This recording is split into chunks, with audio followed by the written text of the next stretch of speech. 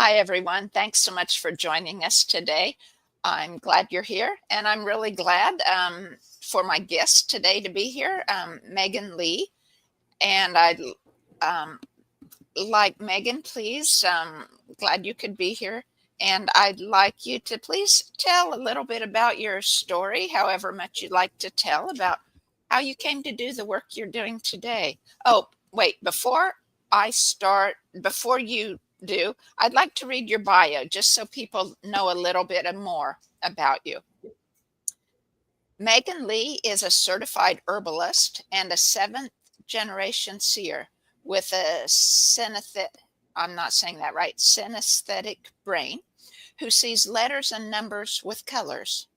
She is also You a are. Haitian, she is also a Haitian Vodou practitioner, a root worker, an educator, and professional medium. Megan owns a folk apothecary that is a holistic approach for the everyday person to have access to centuries old medical remedies, spiritual tools, and education. Her website is Meg's Metaphysical Apothecary, and she's at Meg's Color Vision in all the social media, and those links are below. So we're having just a little bit of lag time in communication here. So I'll try to go slower with questions so that Megan can hear them easier and respond to us. And so, Megan, if you would please tell part of your story today and how you came to do the work you do.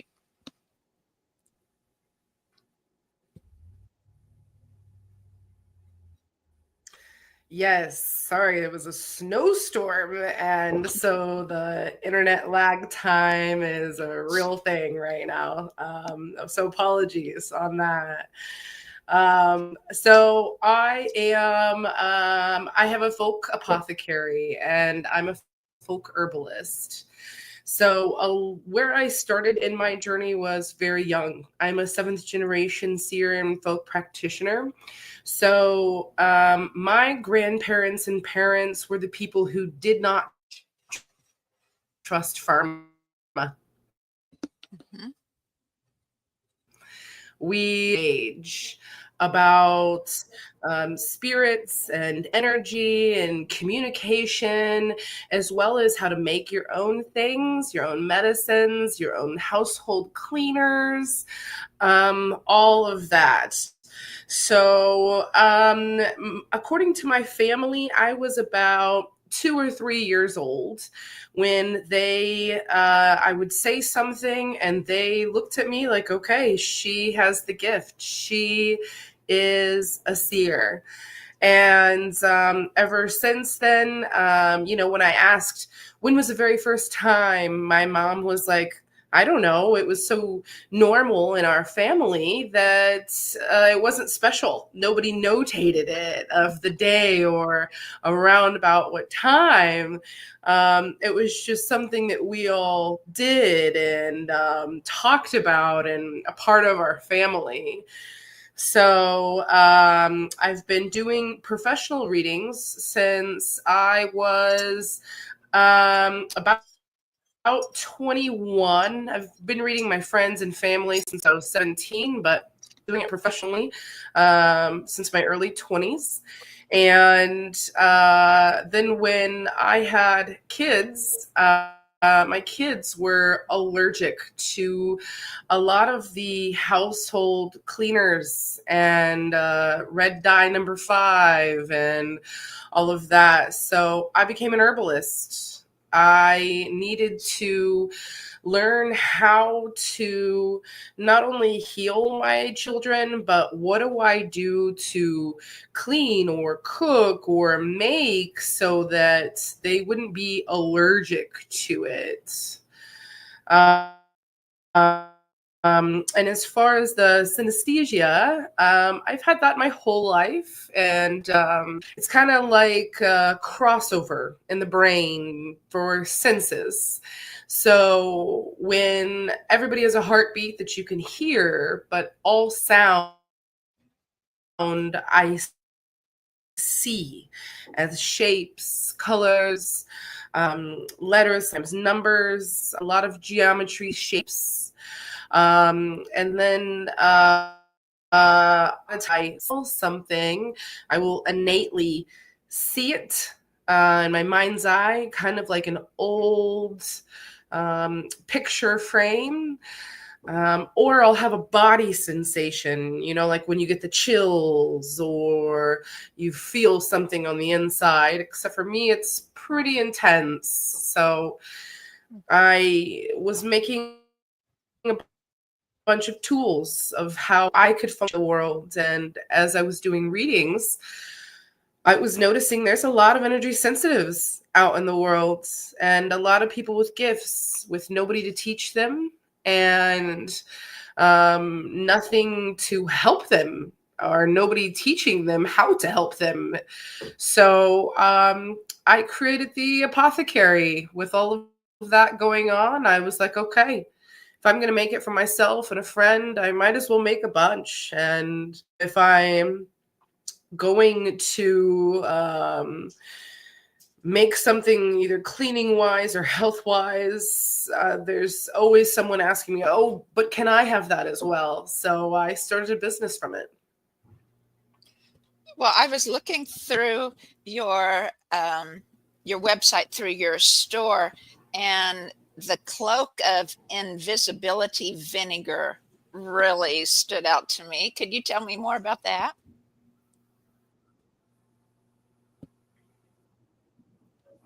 About the vinegar, I'm so sorry, the lag caught Oh, us. sorry. Yeah, the cloak of invisibility. Oh, yes. So as you talked about, I practice Haitian Vodou, and a lot of people come to. I help a lot of people remove things that was put on them, or whether it was a curse that they put on themselves or that someone else put on them. And so, because I do so much work for other people, I don't want my energy stamp to be on it. So, because I can see frequency, I saw the thing that could erase a frequency. So, a cloak of invisibility, I either open the bottle while I'm working or I rub my hands on it before I do any type of workings or castings or intentions for anyone else, so that that can be a clean product for them and not have my energy in it. That's really nice. I like that. That makes Um, sense. yes, yes. I see. Well, I don't know. See, probably not in the way you see. Sometimes I see literally. Sometimes I just see in my mind's eye on things. Um, but definitely, I feel and come across in my work in biofield tuning the um, things that are in people's fields, that have attached there, and work on that. And yeah, I'll have to try your product. That sounds really good, where mine wouldn't be left behind, and to be at something else that might bother them at some time. So Mhm. very good. Um, Right. Because that way your intention can stay clean and it's not um, the thing. Sometimes when someone asks us to help them, the thing that we see it because we've experienced it. And we have our own triggers, our own thought processes, our own personal attachment to things that doesn't have anything to do with us. So by opening that, it separates from you and the work. yes. So did you do did the Haitian voodoo, was that from a family line too, passed down type of thing? Or was that something you learned additionally Yes afterwards? and no. Yes, in the way that my dad's family, I'm a mixed person. My dad is Black and my mom is white. And Okay. I am only a third generation born freed slave. Wow. So my parents got married only 10 years after it was legal to do so. Wow. So the things that my grandmother would do on my father's side, they did them without explaining or talking about it. It was just something that we did. If you didn't like somebody in the house, this is what you start cooking. If you wanted to protect yourself, this is what you did, except for there was no explanation.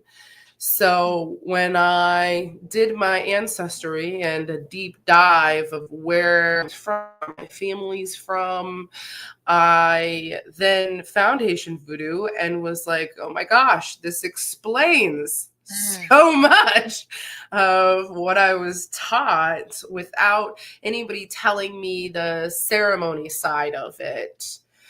We just experienced the how you live in this lifestyle every day. Yeah. Very interesting. Huh. Um, when I was writing out your bio and setting up the for the video today in the description for YouTube and such, I noticed that the word voodoo was spelled in different ways. You had spelled it the Voudou, and a lot of the Americanized, I'm guessing what it is, would be Voodoo. And then what I found for the Haitian part, because I was trying to do hashtags for YouTube to pick up or whatever, and it was spelled Mhm. Voudou there. So I spelled it that way. In case you Mhm. noticed in the description that it was different than what you had said, I decided to type it the way that the algorithms could pick it up. um, but it was interesting, different spellings. Yeah, yeah, and that's totally okay. The only difference would be where you practiced is how it would be spelled. So Oh, there's not a wrong answer to that. okay. All right. Well, that's good to know. Yeah. Mhm. Um, you also mentioned that you did root work. I'm not exactly sure what that means. To me, like in my work, I use a hologram and we do a lot with the chakra center. So to me, root work is root chakra work. But what do you refer to as root work? Root cause, maybe? Yeah, root work is the dense part of the cause or chakra. So in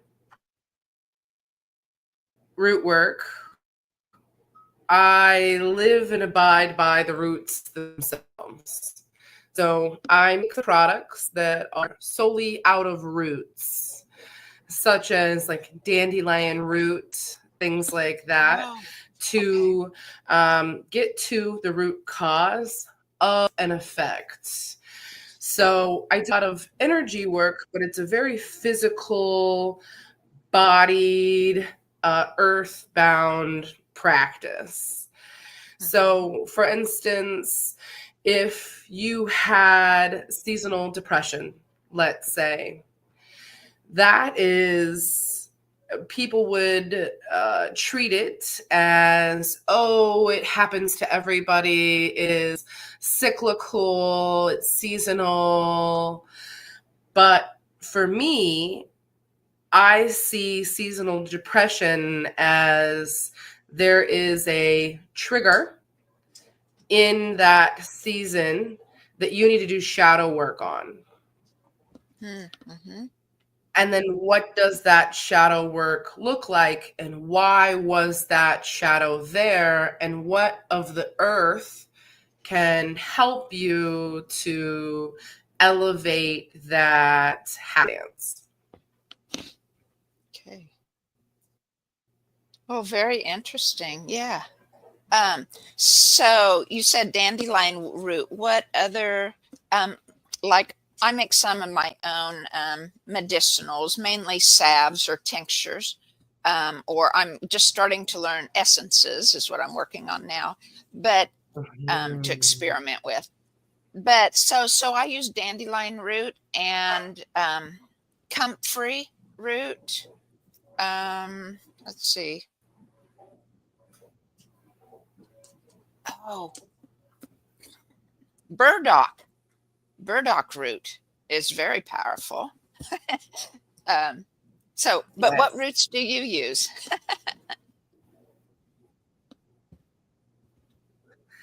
All of those. And then much more. A lot of times, things like valerian root Mm-hmm.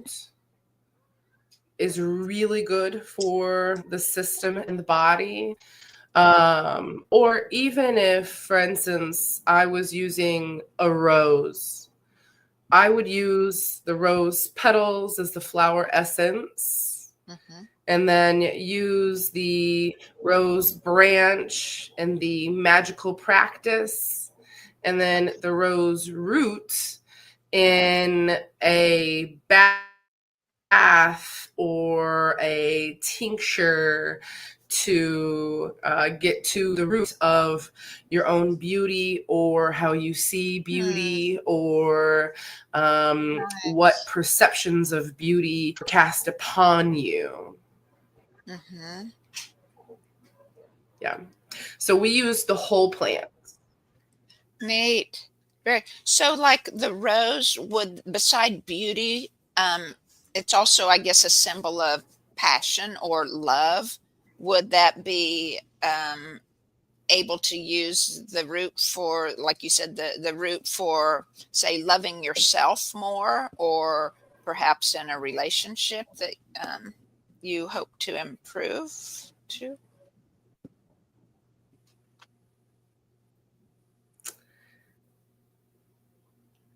Yes. Yeah. Except for in my work, I would address how you see relationships and how you see yourself in the relationship, and what built that vision of yourself. Hmm. Was it your society? Was it your parents or family, or experiences, um, or past relationships? Created that so that you can manifest what you want to manifest, instead of manifesting off of where you're at right now. You want to Mm. manifest what you want, and sometimes you have to kind of figure out why you want that first, and what is it about that that you are looking at, and why. So you're using quantum time physics in your work, past to present to future. Yes. Yeah, Awesome. for Awesome. sure. Yes. Yeah. Very, very cool. So do you find a lot of like ancestral patterns in the work also? And how would you address that in?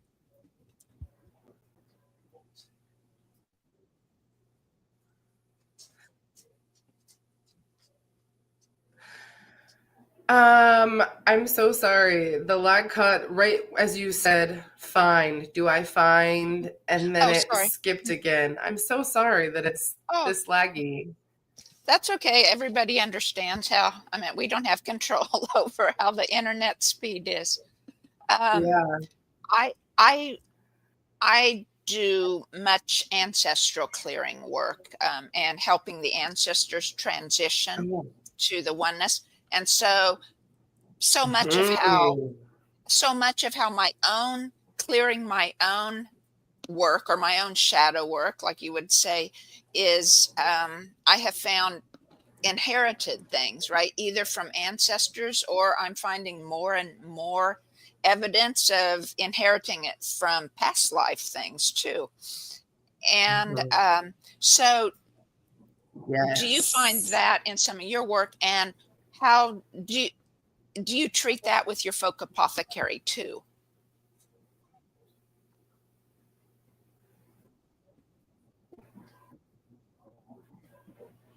Absolutely.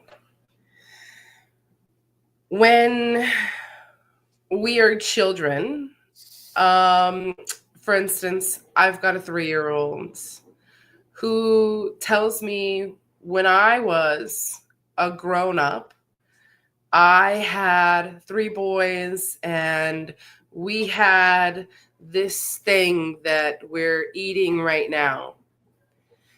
And so we pull memories through because energy never dies. Right. So we treat that as if it is present because my 3-year-old is present and in the now, but his cellular memory is as old as time. Mm-hmm. Right. So, what would we do to treat a trauma such as you have an unrealistic fear of water?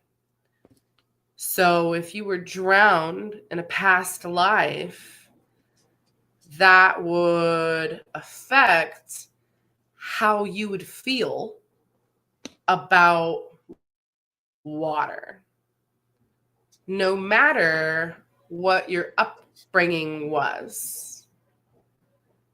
So, using the elements and earth, because that's the common denominator, is what we would do to treat that.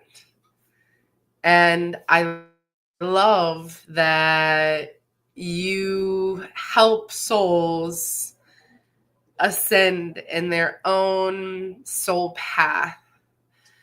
I do the same in Cool. mediumship because there are different areas and lands of the dead. And being able to help them process, and I do that through serving them, and that is because of my religion. So I have an altar of my own ancestors. And if I have a dream or something that I am working out, and I know that everybody across the line is working out, I'll make that, dandelion tea for myself. And then I'll also put a cup of it on my altar for them Mm-hmm. because vitality is transferable. And the vitality of that tea or essence is something something that you can use to help them process their life and their soul, just as I would do for my living 3-year-old processing a past life with an action that happened in this life.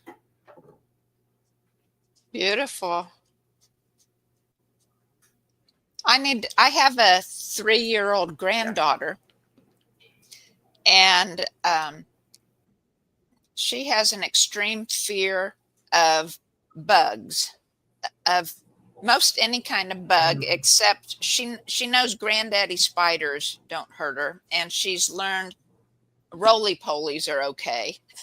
but anything else she's totally scared of. And I'll try to address it that way, because maybe it comes from further back. I hadn't thought of that. Mm-hmm. I don't know. Most likely every time. That's good to know. I don't know her. I know it didn't come from my son. He didn't have a fear of any of those, but it may have come from her mother's side. I don't know the history there real well. So interesting. Very good.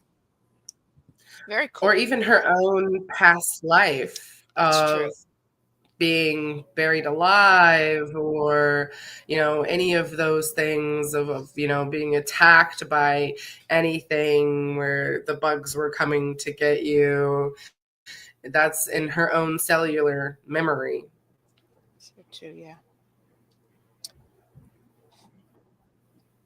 Life is so much more than what we grow up thinking. Mm-hmm. Mm-hmm. Most of this is quite new to me, as far as I've only come into energy work in the last 5 years. And I was a spiritual person before then, but to learn how all the ancestral stuff works, and then past lives and energy in general, it was all new to me like 5 years ago. And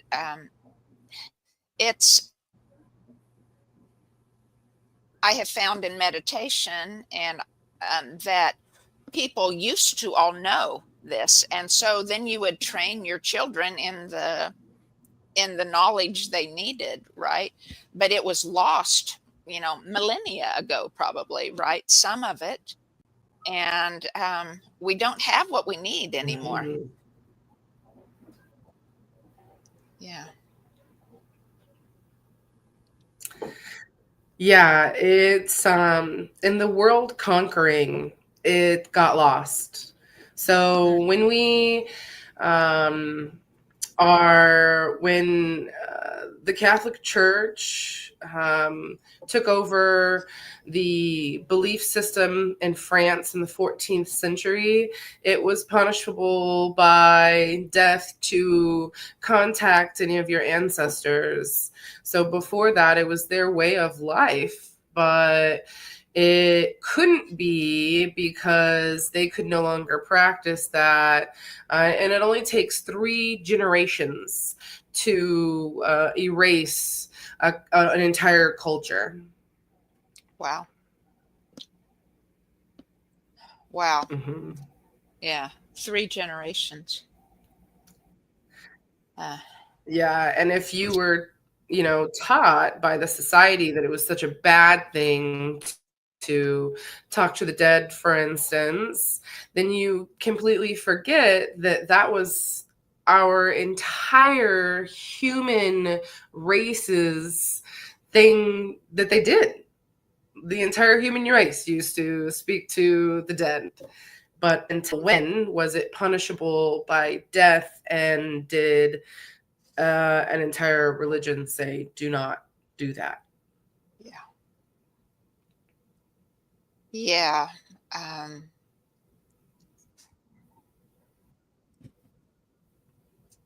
Yeah, sometimes it just blows my mind the damage that religion has done, that organized religion. Mm-hmm. I don't mean spiritual things. We all need the spiritual connection, right? Right. But the organized teachings Mm-hmm. that counter what we can know innately. Mm-hmm. Mm-hmm. Yes, I Um, agree. yeah, yeah, yeah. So you also do aura readings. I saw on your site, and you do that with color or no? Do you draw what you feel or see when you do readings, or?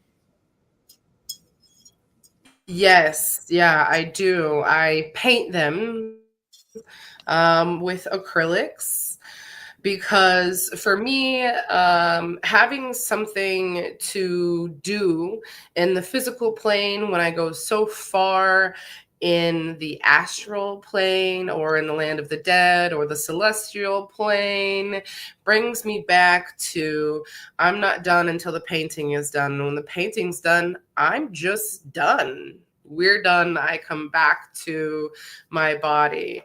But also because I can see sound and I can see frequency, love is transferable and feelings are transferable. So I can see how someone is feeling. And a lot of times when I was doing readings, people would ask me, "Oh my gosh, that was such a great reading. I don't remember anything you just said. What was the message?" So I started painting so they could take the message home with them so Mm. that that resonance is always there. And whether they remembered bits and pieces of their reading, that whatever the person on the other side or the guides, or if we went straight to source, whatever the overall message was, they could have that in frequency form so that every time you look at it, you would be transferred back to that frequency. Much like when you smell your grandmother's perfume and you remember a memory of your grandmother, no matter where you're at, how you feel, what's going on in the world, it immediately takes you back to that time. So by using frequency art, then I can put the frequency that that person wants me to put on paper so that when you look at it and you meditate to it, or you just sit with it or glance at it or put it on an altar, you can be taken back to that frequency and have that in your own auric field, energy field, and feel it in your own body. Mm. That's awesome. Yes, Yeah. very awesome. Um, Mhm. but the question came to me when you were talking. So, what is your favorite memory of your grandmother, and what brings that to your mind most often?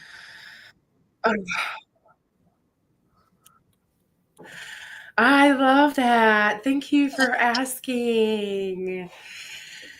Um, my grandmother on my mother's side, she adored us. It was hard for her because we were the first people of color that she loved, and her whole life. And that really changed her.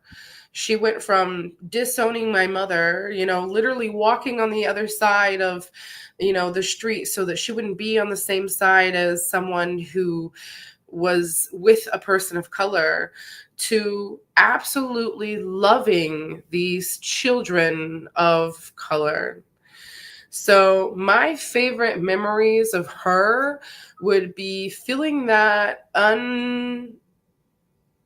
love that was not boundaried, because in society, for her, she had a role and she did a thing. And she was so boxed that with me, she didn't have to be.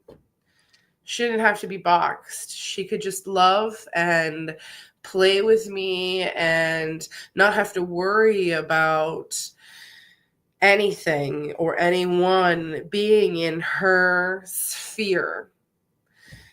And on my dad's side, my dad is one of 14 children.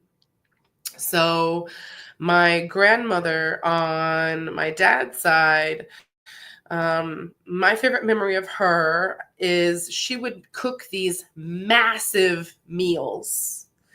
And a lot of times she had these kind of burners that she would put in the front yard, and she would end up cooking in the yard for what seemed like the entire neighborhood, because of how many kids she had and subsequently how many grandkids she had. And she would basically have a kitchen running inside and a kitchen running outside, and then everybody would eat outside, so that, you know, nothing would get as dirty as she didn't want to clean up. So she would cook these massive meals. And I was one of the kids that she would put on the counter while she was cooking, and she would explain these tips and tricks to me.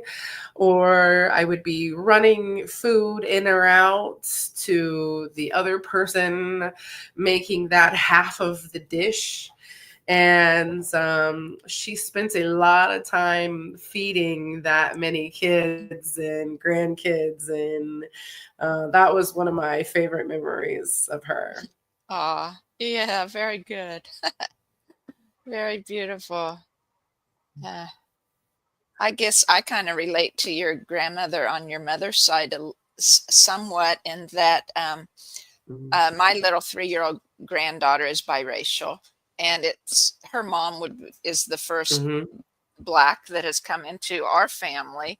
And I had good friends that Yeah. were Black that I was very close to, but it was it was different. For me, didn't have hesitancy because of the color, but because, um, like you were talking about how, um, say when the church conquered things, right, and they could completely, or whoever did, it wouldn't have to be the church, the government, right, completely um, get rid of your whole traditions within 3 generations. It was like I see across the world where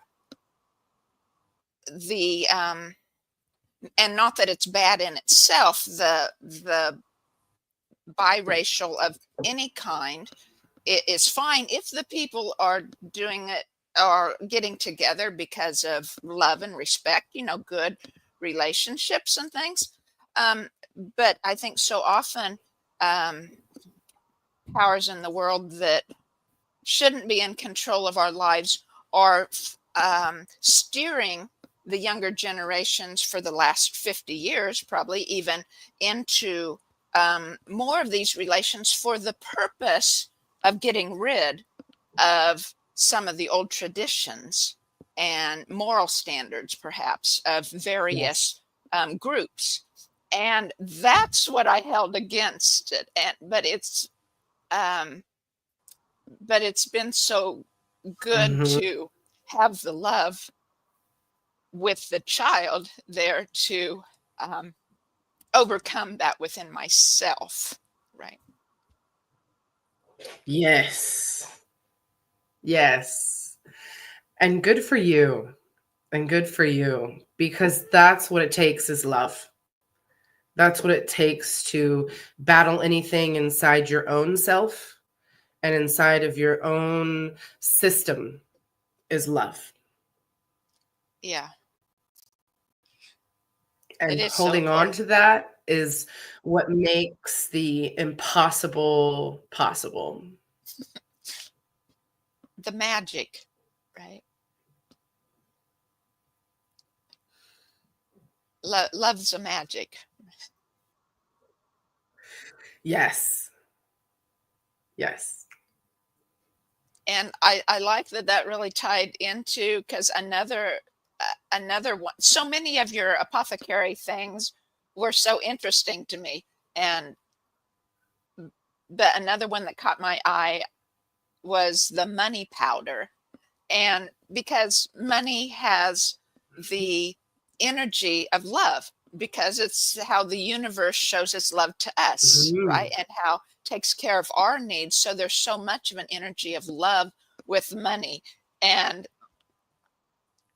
just as you would work for root work, right, in clearing your own shadows or clearing your own junk to so you can fully love yourself, then it opens the door for the love of the universe in many ways to come into you more fully, right? And so what does your money powder do? How do you use that? Yes.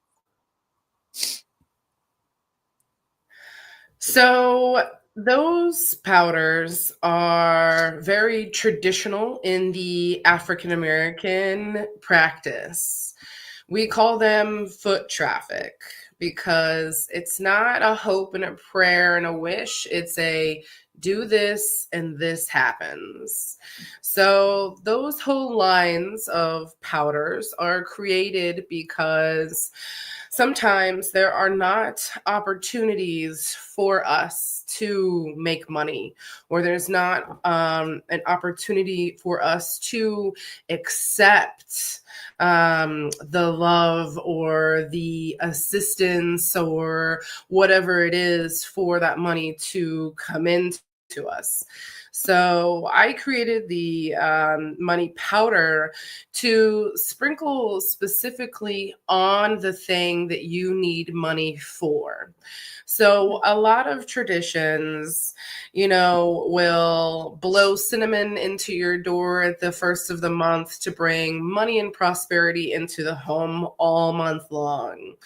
But very specifically, the money powder is for you to sprinkle on your electric bill because you need money for that thing.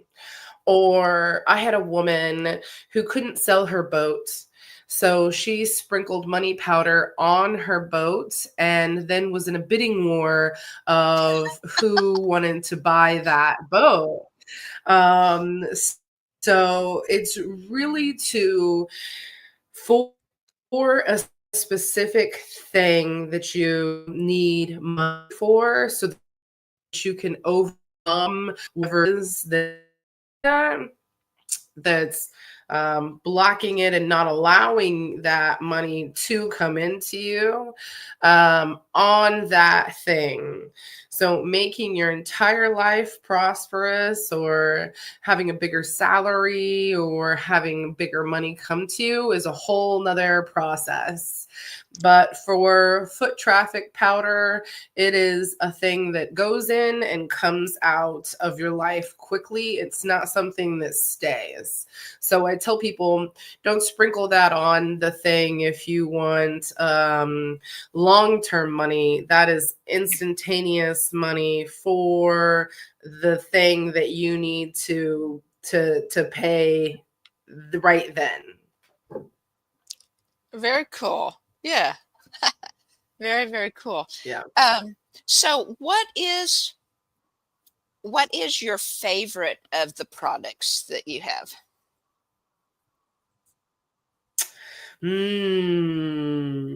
I would say right now, my favorite is my smokeless smudge sprays because the holidays, I've had a lot of people and myself, you get put into these obligatory situations.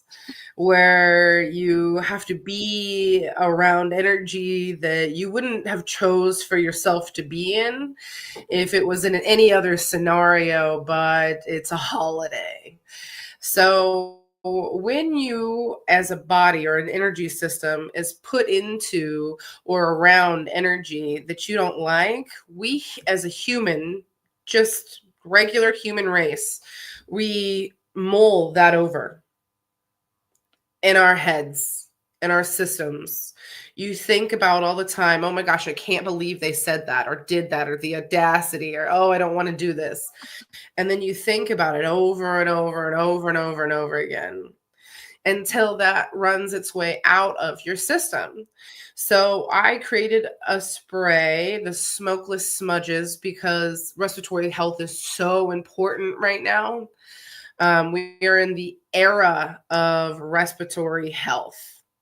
So I created a smokeless smudge to neutralize that energy so that you can stop running it through your own system as an empath, or to raise the frequency quickly so that if you have anything that you feel is attached to you at a lower frequency, it can't sustain itself because the frequency is so high. Or if you're trying to tune in and it's taking you forever to tune in because you just can't, then you've got a high frequency spray that will put you in that frequency without you having to work so hard at it. Or if you need courage to do the necessary thing, excuse me, then there's a smudgeless spray that you can spray in the air that promotes the frequency of, I know what I'm here to do. I am lucky and supported, and everything is possible to go my way. So I would say my favorite thing right now is the smokeless smudge line, as well as anything respiratory that I have right now because of the fear of respiratory things in the air, of how you can put something in your diffuser or an essential oil or even a simmer pot to make the whole air easier to breathe. Mm-hmm. Nice. So, for any of your apothecaries, do you grow any of those yourself too? Oh, yeah. Yeah, I grow as much as possible. And whatever I don't grow, I source it from other women, small business owners, because that's how true community works. So I will go to farmers markets and these fairs, other holistic fairs, to see who grows the thing that I don't grow and how we can collaborate together to facilitate all of these things from, homegrown things. One of my missions is to get people off of pharma and back to farm to table. Mm-hmm. Absolutely. Yeah. So you have a big garden then? Yes, I have a big garden, but a lot of the things I grow is on my brother's land. He's got several acres, and it's easier for me to go work his property and come home than it is Right. to plant my own house. At my own house, I have a lot of urban gardening. So what we'll do here is I'll teach people how to have herb towers so that you can get those stackable pots just from the dollar store even, and plant those things in it that you want. You can have a whole herb garden in a dollar store, planter. And it doesn't have to be a big farm like we have at my brother's house, who has several acres and has the water and the resources to have those big, huge gardens. Where I would rather water some plants and garden a little bit and have some raised garden beds versus the whole farm of my brother's house. Right, right. Yeah. Oh, very good. Yeah. I'm kind of the same way. We have a Do you have an pretty, herb garden? most of my yard is garden. We have uh, I love it. we have a greenhouse.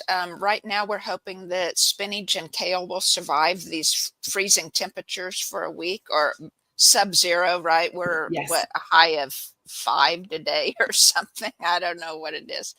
And Yeah. we have 1,000 crowns of asparagus, and have about Yay.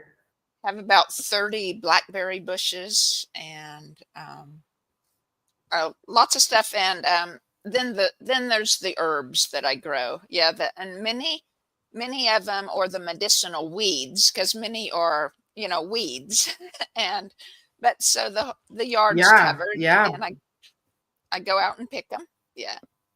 So burdock was the one that was new to me this last summer, and I just found one growing in my That's yard. beautiful. Yeah, I didn't know what it was. It was just big and there, right? Because, well, it started out little, of course, but I didn't know what it was. So something in me let it grow until the middle of the season, and I needed to do something with it. And yeah, so I went out and I held its leaves and said, "Are you medicinal?" Because, of course, if it's medicinal, I want to use all I can and plant it again, right? Plant more seeds. And it says Yeah. highly Yeah. medicinal is the message I got. And so then I looked it up and found out what it was, from pictures of it. And oh, it's awesome. What an awesome plant. Mhm.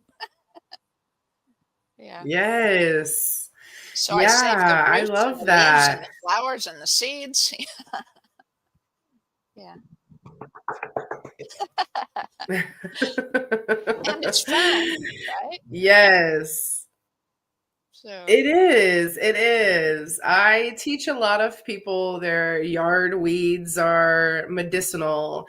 One of the ones that is readily here in Kansas is henbit. And if people think that it's a weed, and if they only knew that that could lower a fever and cure so many things, they would let it grow.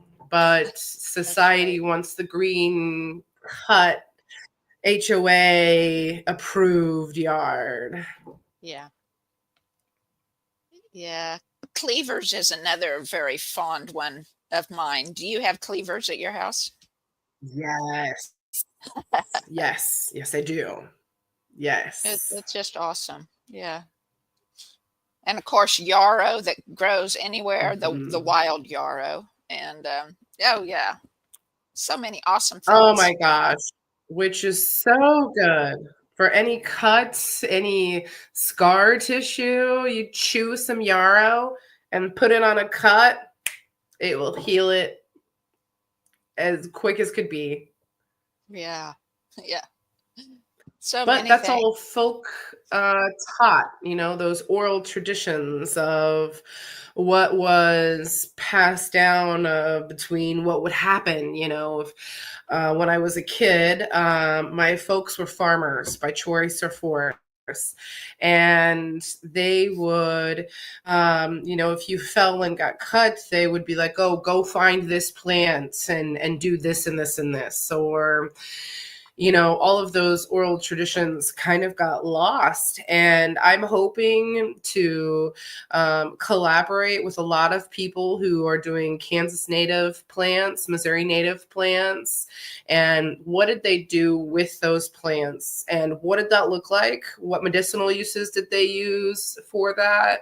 And what did they use for food with that as well, to feed? Because there's a lot out there that even though the root could be used to heal something, the leaf could be used as an outdoor plate, or to eat as lettuce, or any of that. And they say that you can live off of your land and everything that you need to survive and live a well-lived life is within 10 miles of where you're at.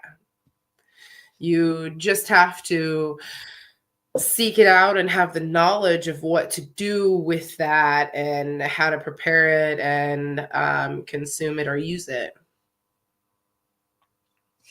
It just goes to prove once again how the universe has prepared everything for us, right?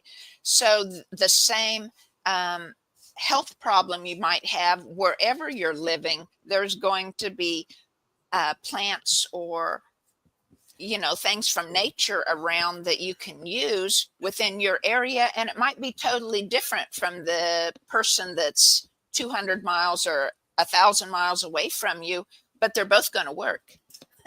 For sure. Yes, most definitely. I am hoping that the year 2025, and as we go forward into the century, that knowledge is going to be something that not only people seek, but more people start sharing with one another, and start asking those questions, such as you have here today, just to have a curiosity into another window of life and be able to share that so that people can remember that you're truly never alone and that there's always something somewhere to help you. Yeah, absolutely. Absolutely. That is beautiful. I love your work, Megan. Yeah, I love it. I hope to Thank you. have some personal experience with it. I will talk to you when the time is right to For sure. just see what we can do. And before we close today, is there anything else you'd like to leave people with or tell them about or such? Sure. My next thing of where I'll be at is in Lawrence, at the Village Witch. I'll be teaching a shadow work class and workshop of how to do deep dives or how to do little dives into your shadow and what that looks like and identifies as you carry on in your life, so that lessons can stop hitting you in the face and instead you can identify them and where that came from and work with it. And that can be your lesson, and they don't have to be so hard.